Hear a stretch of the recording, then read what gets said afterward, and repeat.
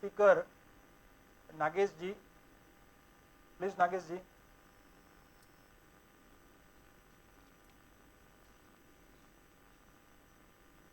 Cost accountant and recently qualified CFP through CR, and I thank him for giving me this opportunity to talk to all of you. Basically, my experience is more corporate style, where last 30 years I worked in sales accounting, in financials, in a manufacturing company in Vizag. After that, I really didn't like the normal accounting job. I moved out, wanted to do some stockbroking activities, and I worked as a stockbroker for a short duration. Then I was trying to actually find out what I really want to do in life. So a lot of experimentation. Eventually, I moved into fund management in Nagarjuna Finance for some time.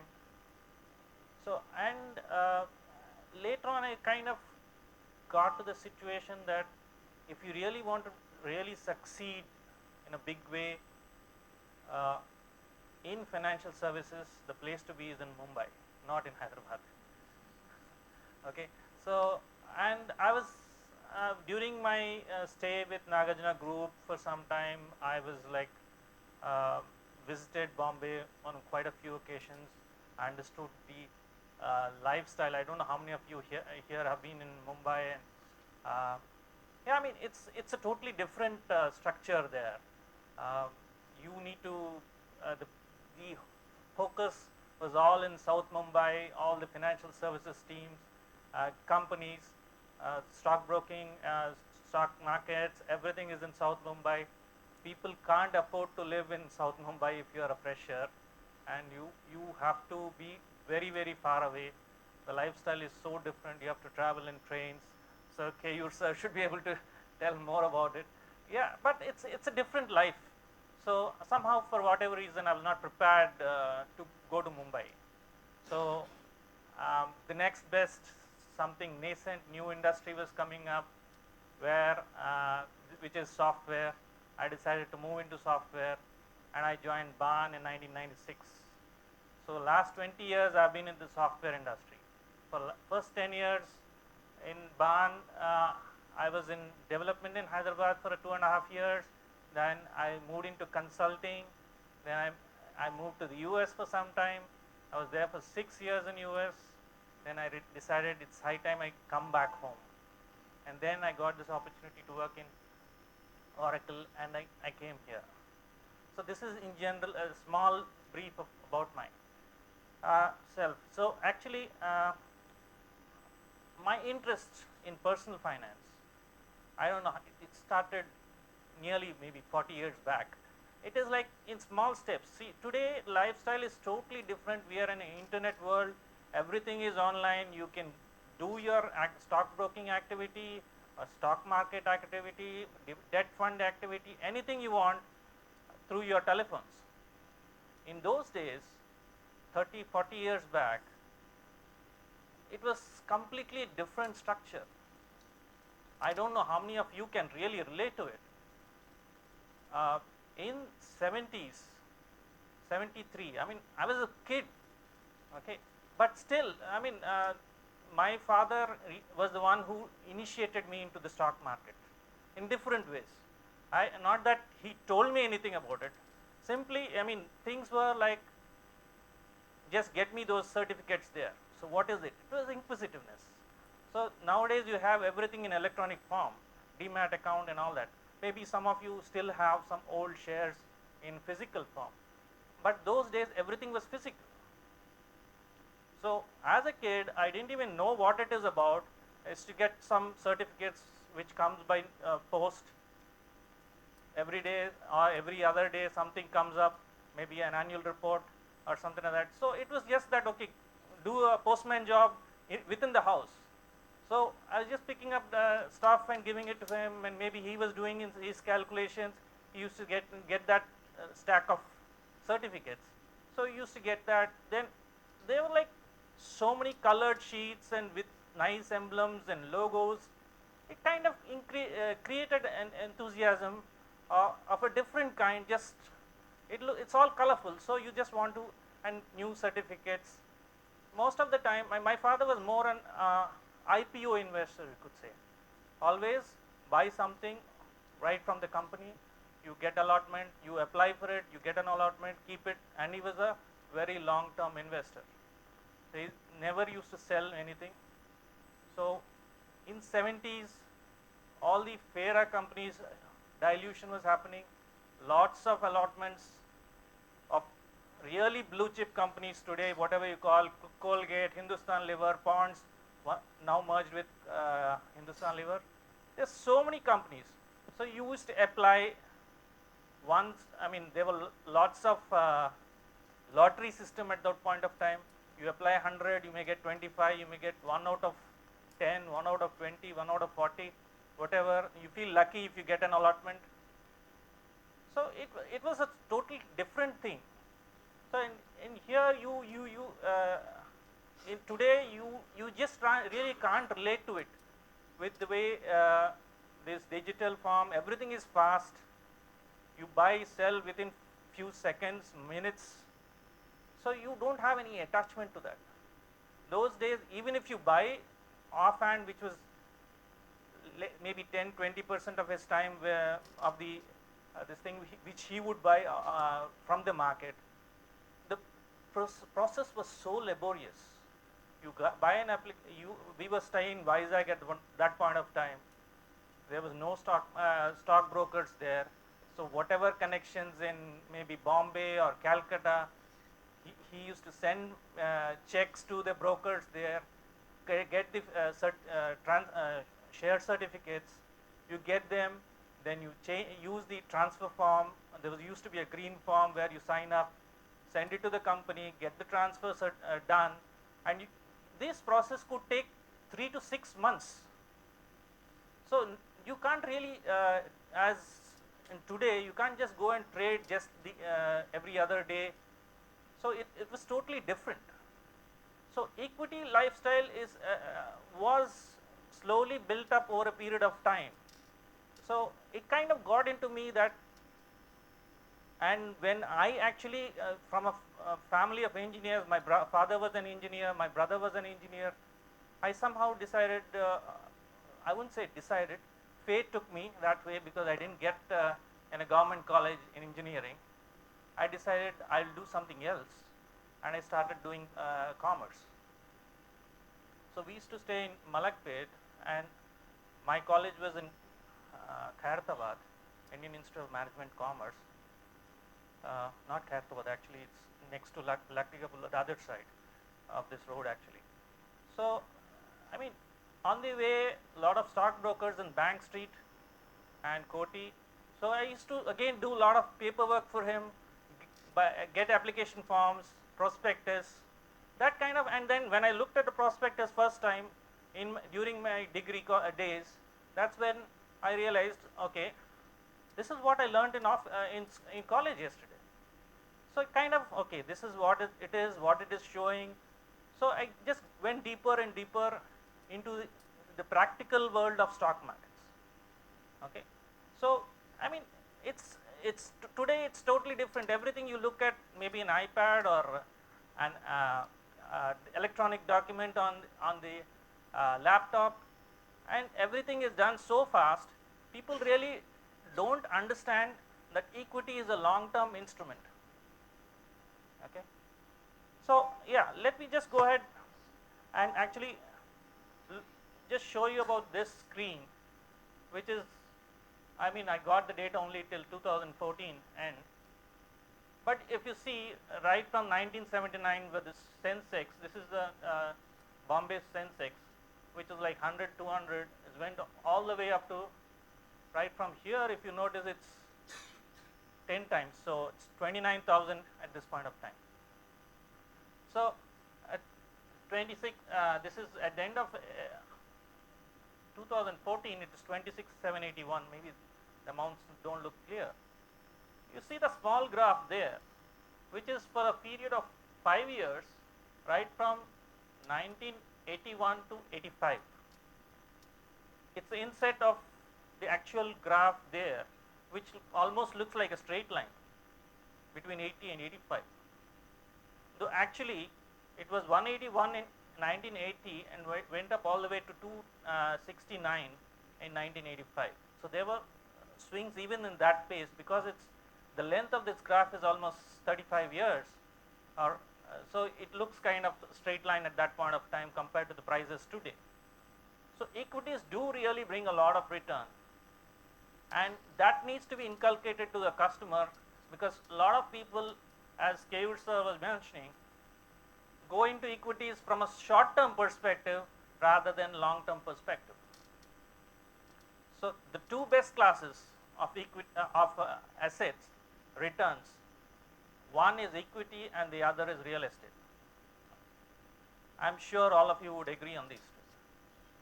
The remaining things, if they really like debt funds or debt markets or fixed deposit, if they cover even the inflation, that itself would be a big task.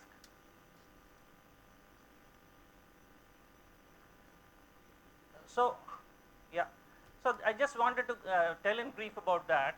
And when it comes to CFP journey, so as a part of the whole thing, I mean, I always wanted to kind of help people out with their finance functions, personal finance objectives and all that. So all this journey has been useful in to meet people of different facets in life and understand what their requirements are and how they go about things. A lot of people, I notice, are so oriented towards real estate. People have forgotten that real estate could also be giving you negative returns, or in certain situations. Again, it's like last 20-30 years only real estate. There have been issues of last 5 years where real estate companies have not done well, but still between 2002 and 2006 and 7, real estate was on a flight. So after that it kind of come down a little bit, and maybe again is on the way up to a certain extent. A lot of black money goes into real estate, and that could be one of the reasons which is the reason for real estate being on the higher side. But real estate has its own risks. As Keyur sir was mentioning, I mean, if you are looking at more from a consumption perspective, yes, your first house you want to have, because it gives you personal satisfaction. That's a good thing to do. But I've seen people keep talking about real estate is the only way for their retirement. They want 1 house, 2 house, 3 house. I have 4 houses, so I'll keep 1 for myself, use the 3 other houses in rental income for my personal expenses after I'm retired. So you have so much of stake in real estate, so that could be a negative for you when things go wrong, or things go differently to what you perceive. Okay, so we need a proper reallocation or asset allocation between your real estate as well as other financial assets. Nobody really knows when you sell one share or when debt fund if you need some money. But if a businessman sells a real estate, immediately it's kind of felt that he's in trouble. So the perception kind of becomes more important to maintain. So it's very difficult for one to not sell their real estate and still manage their cash flow well when there's a need of money. Okay, so again you would end up taking high interest loans, which is not really advisable. So with Keyur sir, when I really wanted to start my CFP journey, my ex-colleague from BAN, Manu Srinivasan, helped me out, and was discussing. Yeah, he had completed his CFP certification through KU sir, and then told, yeah, he is the right man to go. Not that you don't know about the subject, or, but he's the one who will guide you. You need a coach who will help you get there. So, I mean, I was not really inclined immediately. In June, I got to know about him. I just was sitting over it for some time. In October, I thought, okay, I'll just talk to KU sir first, and then talk about my plan. I want to go ahead, tell him what it is I want to do, and it was more like I want to do something towards my end of the journey in terms of my corporate life, and make it more as a post-retirement activity. So I had absolutely no intention when I even spoke to KU sir also about let me go ahead and do this CFP program. But it was his insistence that I should take up this course. He saw some potential in me at my age to kind of consider taking up this course. But once I came up with a mind that I'll do it, and with his help, it was a very short, very focused journey. In a very short duration of about 3 months, being a chartered accountant, I get the exemption for the first 4 modules, and I had to just write the main module. So he gave me focused training. I went through the video learning program, and it just was a piece of cake at the end of it. So, and his style of functioning is not just in the terms of video learning, the focus training which he gives in the topics, and his how would you say help which you get in terms of telephonic support, WhatsApp information. You can chat to him, and invariably he replies immediately, or if he's in middle of a class or something like that, he makes sure by the end of the day he will reply to you. So that was very helpful, and I eventually qualified in Jan 2016. So as a chartered accountant, what am I really gaining out of this CFP program? I mean, as he was mentioning, there are a lot of areas where chartered account don't really get specific training in terms of this thing, or maybe it could be a small. I mean, I passed out a long time back. I don't even remember if there was one or not. So about estate planning or something like that. So it's very. I mean, things have changed. Maybe they have introduced fresh. Again, I'm not in touch. But in general, what you get to know is about inflation after post-retirement. I mean, it may be there in your mind, but you would have not really focused on it. People think that, okay, if I have today, I mean, having 25,000 rupees, so assuming 8%, just blind calculations people make, not just professionals, but laymen, engineers, others, who just think, okay, so they just say, if I can make a corpus of X amount at 8%, I'll get this much, so this is the amount of this thing, money I would require, that kind of thing. They just kind of lose focus that post-retirement also, and if it's going to be 10, 15, 20 years, 30 years, your corpus should be adjusted for your increased level of requirement every year after post-retirement. That's kind of thing which kind of re-emphasized when I was doing this program. And then calculation of the SIPs, if there's an increase in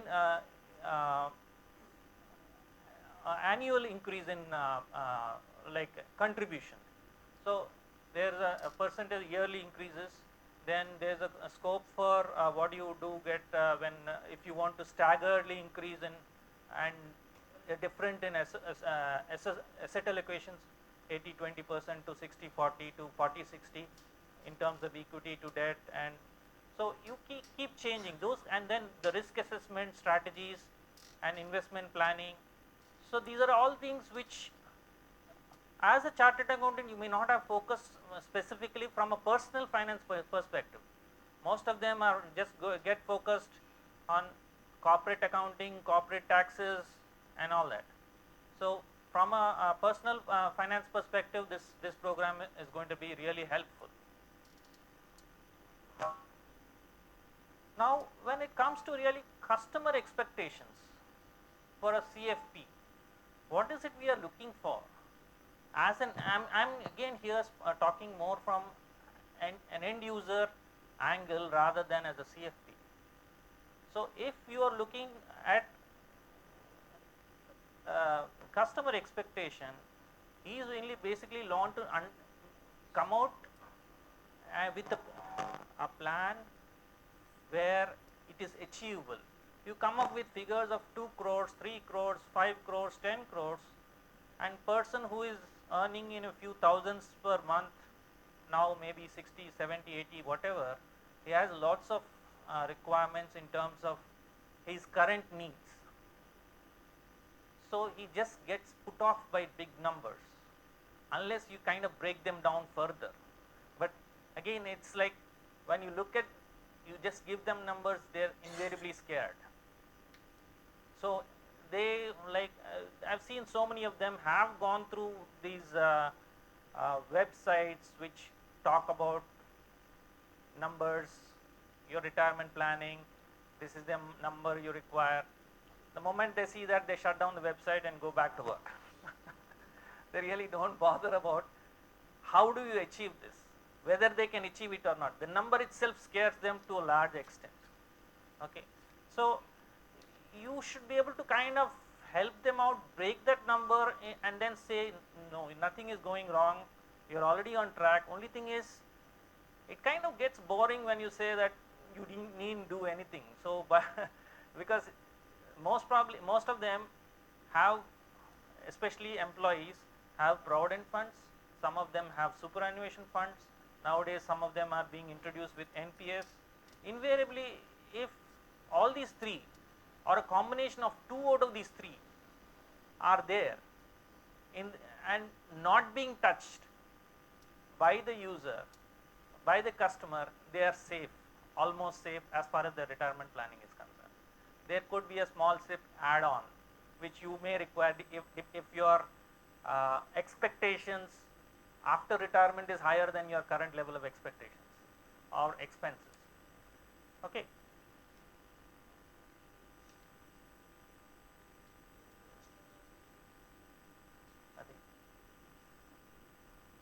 Yeah. So if you look at this, so this is what happens. I mean, he just talks about retirement. He is very scared. Lots of issues he is facing currently. High interest, high inflation, low interest, then lots of current requirements in terms of needs, car, house, and all that. Then the very low surplus which he is getting. And if you look at it from opportunities, growth opportunities are limited nowadays, because as sir was mentioning about robos and automation to a large extent, there was even recently articles saying that even in IT industries, lakhs of jobs will go away for automation. So what happens is, there is an amount of scare even in the work front with the jobs associated which are likely to disappear. You need to, and then because of that you end up super specializing in a particular area, because you need to be feel that you are not the one who is going to get laid off or automated out. So in that case, what happens, when you super specialize, you become only important from that company or that corporate. Very limited options you would get at the end of it to move out from one organization to another organization. So that kind of gets another risk element added back to this. So with all this, you have so many issues to tackle for. So invariably it's like, retirement, what's that? I don't want to talk about it or even plan about it. So at this point of time, we have lots of information, which is provided by relationship managers. I mean, here I'm not trying to actually cast aspersions about any particular person. It's just that from an individual perspective, what kind of we get.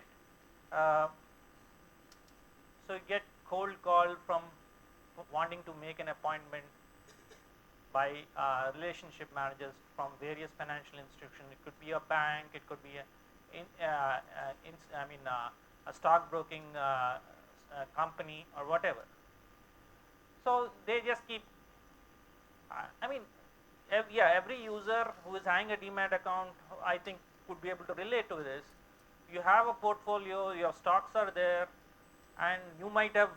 I'm sure none of us would have really gone through the terms and conditions of what they can do or what they cannot do, and certainly one of the conditions is there. One of our relationship manager can go through your portfolio, analyze your portfolio, whatever. So you would have signed up. Nobody would have really understood. And here you find every 1 year, 2 years, there is a change in a relationship manager assigned to you by the financial institution. He goes through all the detail about your thing. What he is really interested more is how to make a deal, make you more active from a stockbroking prospect, because they have targets. I'm not denying it that it's his job to do that, but I mean, it makes a little more customer friendly if the person says, I would like to look at your portfolio and advise you. Just legally he has every right to do that, but I mean there are situations where nobody wants help and you are trying to force it upon him. So that kind of irritates people. So that's very important that you have a proper connect with the customer before you kind of say, I went through your portfolio, this is this, why don't you have so many of these shares, why don't you sell? So it's just that he doesn't have complete idea about the customer, but he's just giving suggestions. So it's where the organization or the relationship manager should kind of take care about, can I go through your portfolio, do you really, what is your plan? Nobody does that. So that's kind of an irritant and it puts off the customer right away. Okay, so that's very important that you, before you really connect with the customer, or even if you talk to the customer about all this, you can look at it, but don't even talk about that I looked at it until you have got a green signal from the customer. Okay, so recently, something similar to one of the ads which we are seeing in TV of late, where a boy goes to a girl. I don't even know which ad, I just remember the concept. Goes to a girl and asks her for a telephone number. And then she says no. Then he says, I know your telephone number, but it doesn't make exactly. So that's the one, something similar you should kind of do that, so that you kind of started broken up a talk between the customer and yourself. So if just go and say, this is it, first thing is, why did you look at my portfolio? I'm not interested. And then immediately you say, what is your net worth? If you say that, okay, I have 2 other demat accounts, so I have it diversified already, then why do you have in the other company? So all this, and how much is that net worth? So I want to calculate you and then see why you cannot bring that net worth into my into this broking account, centralize it. So all these kind of questions. Then if he sees that you're not acting on or not interested in this thing, we have other things, housing loan, I have insurance, real estate fund, you live. He just wants to make a deal. He is not interested in you as a customer. He is just wanting to make a deal. Once he looks that you are going to make a deal, he'll spend a little more time with you. If you are not making a deal, he'll never talk to you again. So this is what it is. I mean, you need to connect to the customer first and then think about making money out of him. You need to handhold him for a reasonable amount of time. That's the problem with most of us. We don't have that time. We have targets. We have targets to achieve. So it's a very fine line which you need to draw. I'm not saying there's a right way of approach with this, but you have to keep all these things in mind when you're making a call. Then independent financial advisors, again, it's like you always talk about all these planning right from the top, and SIP, why don't you do this SIP, why don't you do that SIP? I mean, try to understand the goals, what the requirements, rather than just throwing numbers just like that. Again, it could be cold calling, it could be meeting people and then talking about SIPs, talking about plan. I mean, all these, everybody knows that they have 2 kids or 1 kid and they have to have their education. Not that they are not aware of. The problem with most of the planners, whether it's relationship managers or the planners who meet individuals, they kind of think that fellow doesn't know anything about financial planning or the requirements and all that. He has ideas. He has vague ideas. He may not be clear in what it is. He may not be clear in what's the total requirement. Fine. But don't think that you know everything, that fellow doesn't know anything. That is a problem again I notice with a lot of people who keep giving advice. Today, if you Google, I mean, people do Google on matters related to medicine. They don't go to doctors initially. So they think anything I can get through Google, get the which this thing. So there are umpteen number of advice given by similar professionals, even in Google. So maybe some of it is crap, some is very good. So it becomes very difficult for the user to understand what is right, what is wrong. Okay, so it's very important that you come out, meet the person, talk about what are the various things. You need to understand the customer first. What is he looking for? Talk about his goals. Okay, look whether he has investable surplus. That is important. I mean, if someone, I mean, you want to create a plan for someone who is going from hand to mouth. He doesn't have funds. He's at the end of the month, he needs to kind of loan out some month from cashy or something like that. So you talk about planning to him. We have 30 years. You have to think about planning. He doesn't care. He's not trying to make his amends for today's requirement. Okay, so we need to understand whether the user or the customer is having investable surplus, and then target him, or at least guide the person. If you are looking at someone who is in their early 20s or late 20s or early 30s, who is just trying to settle down in life, yeah, you got a decent job, you have 30 years, this is the time to invest till your age of 60, and from 60 on you need a lot of money, or here you are still not married, you will get kids tomorrow, their children, I mean their education, all that, higher education. Forget about higher education. Today even planning for kindergarten to schools is difficult. It will go costing lakhs of rupees. So all these things, so you can't plan for an SIP for primary education. Where is the time? Unless you say 5 years before marriage I will start investing for my kids' education in kindergarten. So yeah, then basically treating about wants and needs, that's where again we need to kind of lay emphasis on, because I think my daughter and son will relate to this better. I always keep telling, What I mean, want you're not going to get unless it's my discretion, but I will try to satisfy all your needs. Wants, absolutely no nos, because the moment one want is fulfilled, invariably you see kids, you go to a store, I want that chocolate. They never say I need the chocolate. You see, invariably it's I want that, I want this, I want that, toy.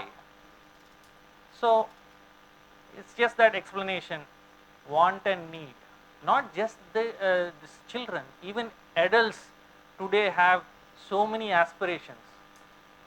Everybody wants to live in a villa if given a chance, but can we afford it? Do we need it? That's what we need to decide and kind of inculcate in the customer, saying that you need to differentiate your wants and needs to be successful in life. And there's a lot of comparison going on. He's also a colleague of mine, he's in the same level as mine, but you don't know his background. Maybe he's a person of a son of a very rich father.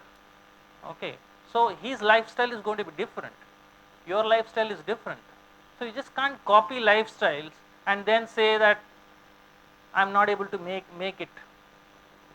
Okay, so we need to decide what is important to us, what are the goals. So we should, as as financial advisors, be able to instill the confidence in the customer, saying that these are your needs, these are your wants, maybe a few of your wants you can fulfill, not all your wants, with the expected current levels of income, unless you make something big out of it. So that differentiate. Eventually, this is a loaded statement I'm making.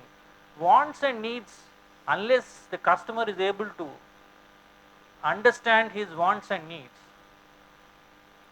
he's not going to be able to feel the need to work versus the want to work.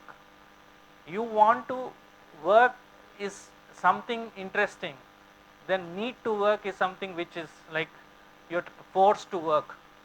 So you should come and enjoy whatever you're doing. So you should want to be able to do that. So unless you manage your wants and needs and reach your goals, or you're on the way to reach your goals, you will not be able to appreciate it.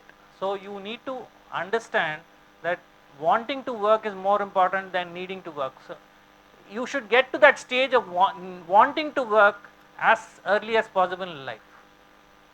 That you will be able to do only when you are managing your wants and needs in a very nice manner. Why this is flipping? Okay, so basically wants and needs, then you need to understand about your future plans of the user or the customer, and then risk perception. Risk is one thing. People have this perception about equity markets, for that matter, or equity mutual funds, for that matter. No. Equity, no, please. Because they invariably, when the market was in the earlier peak of 20,000 or in the latest peak of 30,000, you invested something, maybe a lakh of rupees, maybe 50,000, you lost 40,000 out of it. Now it is worth 10,000 or 20,000. You don't want to look at it for the rest of your life, which is a problem.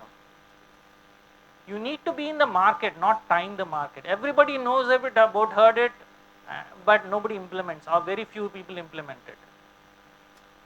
Timing the market is the big chance which you are taking, but time in the market is the one which is making money for you. So if you are able to stay in the stock market, as I was showing in that earlier slide, if you had invested 10-15 years, maybe you didn't have enough surplus at that point of time, but if you had some surplus, invested 10-15 years down the back, I'm sure you would have seen bigger returns, 15-18%. As in that shorter graph, between 80 and 85, the market went up by 16% per year, compounded. So overall, from 1979, if you go till today, it's gone up by around 18%.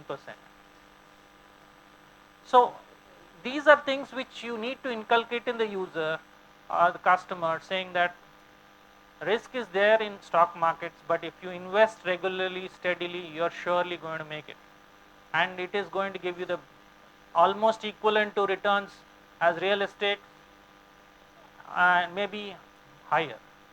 Because real estate, again, today now, not many people can afford really big lands or something like that, where the most of the appreciation is in land cost, if you notice.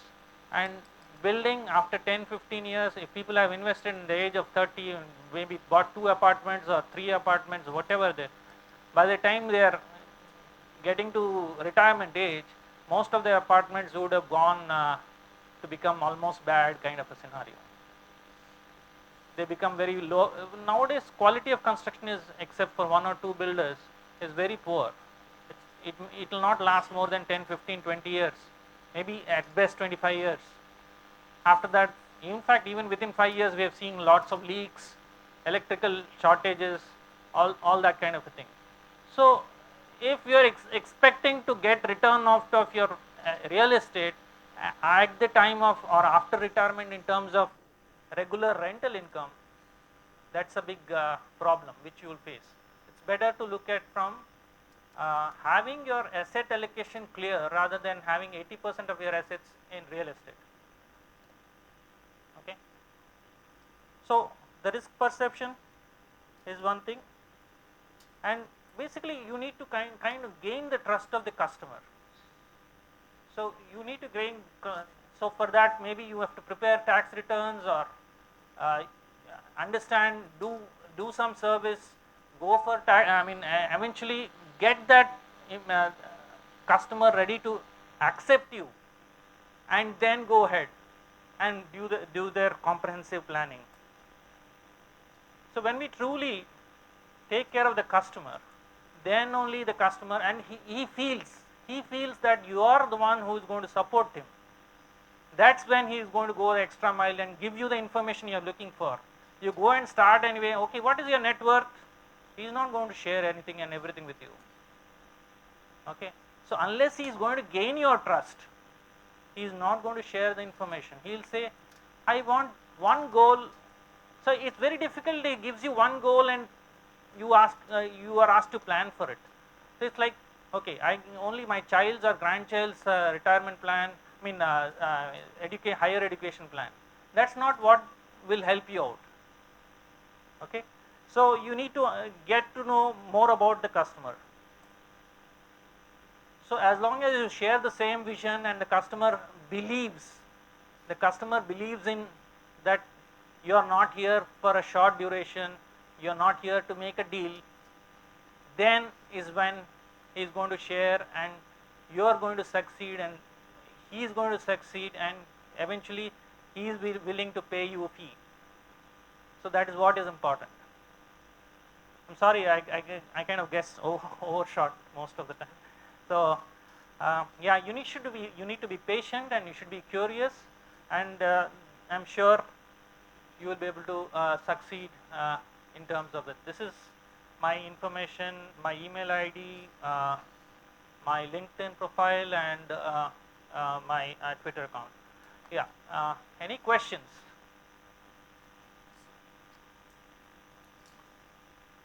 Yeah, the mic is there. I don't know whether I'm asking a silly question or a quality question, but I would like to know, equity is better than real estate. Is it safer? Because I feel very scared with respect to. It's not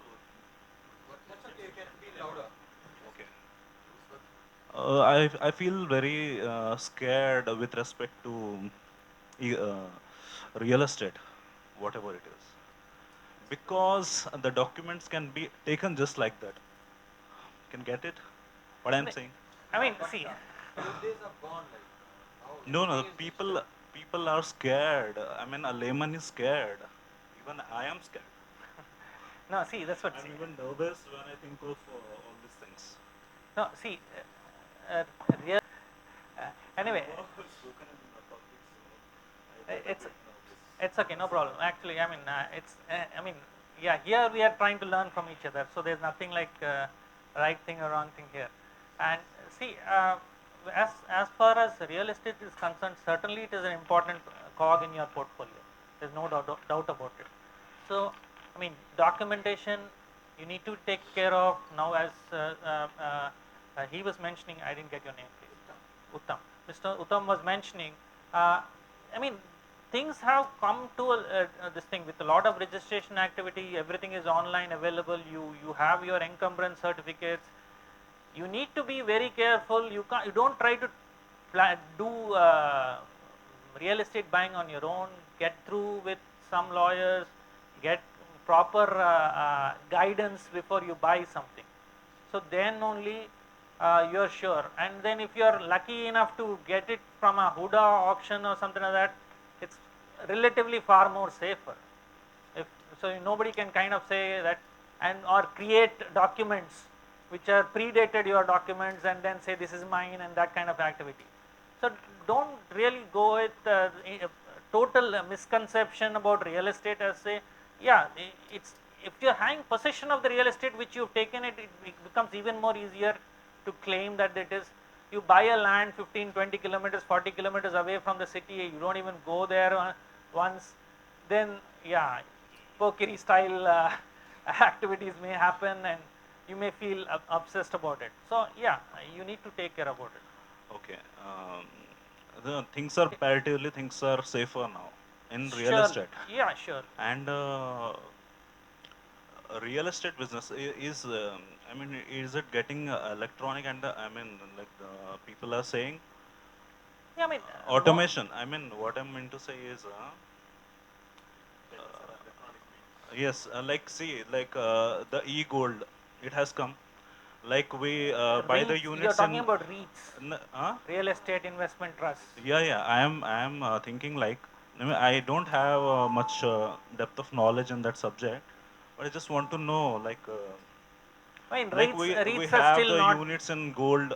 No, Similar type of business is coming in the real estate as well. Is yes, that to a there is certain any extent. possibility? It is available. It is available. It's still getting there, but still, yeah, there's a lot of uh, government or SEBI related activities. I don't even think it comes under SEBI, but yeah, Okay. basically, lot of traction is there, but still nothing finalized as such. Okay, okay. So yeah, I we'll feel get that to that much stage. safer because It's meeting directly see. people, it's too dangerous. I mean, real estate is like a mafia. It became a mafia.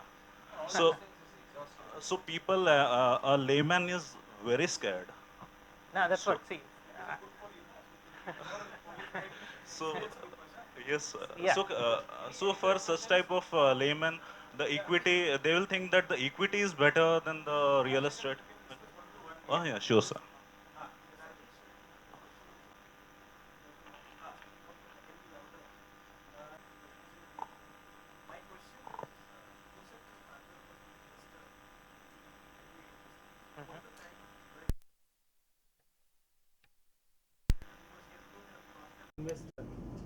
Uh, yeah, see, again, it depends on.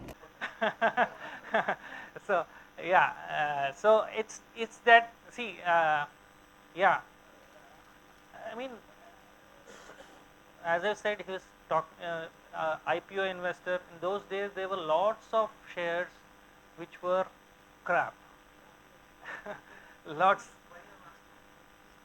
View of portfolio is also more important. Just like we always keep hearing, that a long-term investment in equity is will give you wealth, Yes. good wealth. Yes. But at the same time, you also need to review your investment on a regular basis. I think. Align the assets. Yes, that's what. See, that's when you're a do-it-yourself investor, that's kind of a thing which happens when. See, this CFP and all that thing has come in the last few years. Okay, so before that, everybody was a do-it-yourself kind of a thing. Okay, so I mean, I wouldn't say it was a perfect thing, but for every, even if 1 out of 10 make money, you are covered. So I still have a stack of certificates at home which are junk. Okay, I can't even convert into demat. But he has made enough money to take care of himself throughout his retirement, and he, I mean, not that he did not work post retirement, he wasn't doing consulting and all that stuff. Yeah, we, I mean, yeah, we are certainly better placed than most. You spoke about the cold calls. What you have spoken as a customer. What would you expect from a CFP? Whoever has completed a CFP, a cold call from a CFP should be. I mean, see again. I mean, I'm in a similar position now. I'm not really decided how do I go about approaching it. But first, is I feel that maybe you should look at meeting people, not maybe cold calling per se, one to one. I mean, somehow I'm very averse to that kind of this thing, cold calling, just like that. Try to go through contacts. That's a better approach, I feel. Okay, so then that's when people feel more comfortable. If you have one customer, try ask him to refer you to his this thing. So it may take a while. You don't expect results immediately, but it will happen. Only as long as you take care of the people. See, each customer who comes to you, if you take care of him and you don't leave him, I'm sure it will get you better results in terms of over a period of time. 1 will multiply to 3, 3 will multiply to 9, and like that. So it's not that you can overnight become something an expert and everybody will flock to you. It will take maybe a few years. So that waiting capacity you should have. That's what is important. Thank you very much, Nagesh ji, for your please. Thank you very much. Photographer, huh? You can ask one to one. Okay. It is useful to. Okay. Then Okay, we'll okay. take- Last We'll question. take a photograph first. Yes. Yes. Okay.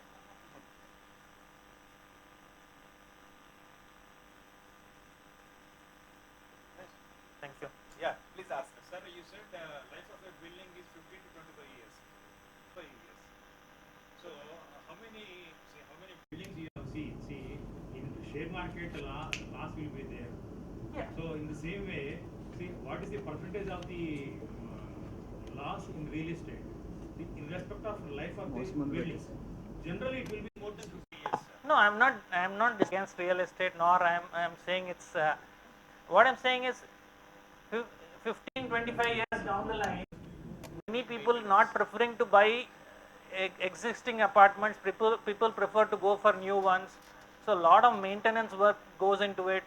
After retirement, a user or customer is not really keen on getting it repaired and all that stuff. And eventually, he'll decide because I'm not able to rent it out. He gets desperate maybe and sells the apartment at maybe at a small profit, rather than he's wishful thinking that he can survive on that for 25 years. That's what is my perception. I may be wrong again. I'm not. So yeah, I mean, I'm not saying. I mean, again, all apartments are not saying. I mean, will be only 15, 25 years. There are specific apartments, builders who have really built them well. I know some apartments which within 5 years are leaking, and there's the apartment at the top is, and then the owner of the previous top apartment is not willing to cooperate. All that kind of stuff. So now we'll break for tea for 15 minutes. I request we come back. 15 minutes. Tea is ready in next room where you took a breakfast in morning.